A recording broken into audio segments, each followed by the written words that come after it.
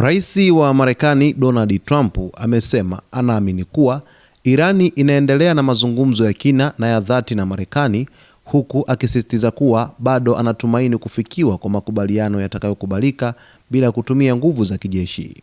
Akizungumza Jumamosi akiwa ndani ya ndege ya rais Air Force One, Trump alisema bado hajafanya uamuzi wa mwisho kuhusu uwezekano wa kushambulia Iran licha ya maandamano makubwa yaliyotokea nchini Iran siku za hivi karibuni. Siwezi kukuambia kama nimeshafanya uamuzi, Trump alisema, akiongeza kuwa Marekani tayari imetuma meli kubwa na zenye nguvu kuelekea eneo la Ghuba ya Uajemi. Rais huyo alisema lengo kuu la Marekani ni kuona Iran inakubali makubaliano ambayo hayahusishi umiliki wa silaha za nyuklia. Makubaliano yanaweza kufikiwa bila silaha za nyuklia. Wanapaswa kufanya hivyo, lakini sijui kama watafanya. Hata hivyo, wanazungumza nasi kwa umakini, alisema Trump.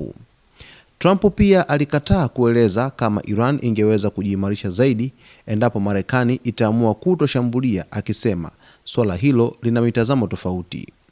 Wakati huo huo, Trump alisema Marekani haitashirikisha washirika wake wa Ghuba mipango ya kijeshi, akieleza kuwa kufanya hivyo kunaweza kuhatarisha usalama wa operesheni. Hatuwezi kuwaambia mpango wetu, kuwajulisha ni sawa na kumjulisha adui, alisema katika mahojiano na Fox News. Kwa upande mwingine, mvutano umeendelea kuongezeka baada ya spika wa bunge la Iran Mohammad Bagher Ghalibaf kutangaza kuwa Irani sasa inayachukulia majeshi yote ya Umoja wa Ulaya kuwa makundi ya kigaidi. Hatua hiyo imekuja baada ya Umoja wa Ulaya kulitangaza jeshi la walinzi wa mapinduzi ya Kiislamu IRGC kuwa kundi la kigaidi kutokana na nafasi yake katika ukandamizaji wa maandamano ya wananchi.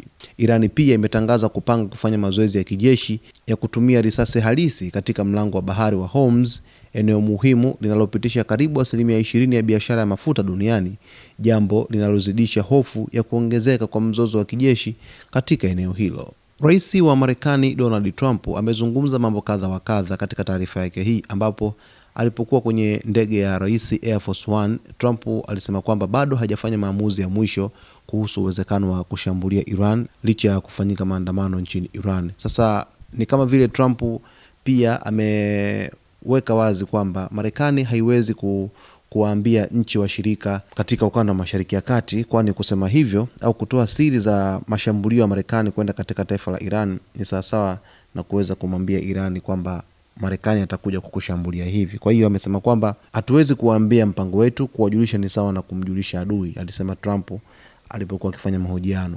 Lakini pia Trump anaamini kwamba Irani inaendelea na mazungumzo ya kina na ya dhati na Marekani ili basi kuweza kuafikiana na Marekani dhidi ya mpango wa silaha zake za nyuklia, ambazo Marekani inaipinga Irani kwamba isianze kuzalisha silaha hizo, ambapo inatajwa kwamba huenda ikawa ni tishio kwa amani ya Mashariki ya Kati, hasa kwa taifa la Israel na dunia kwa ujumla. Basi mtazamaji wetu, kwa taarifa zaidi endelea kuungana nasi wakati wote kwa kusubscribe, kulike, kucomment pamoja na kushare.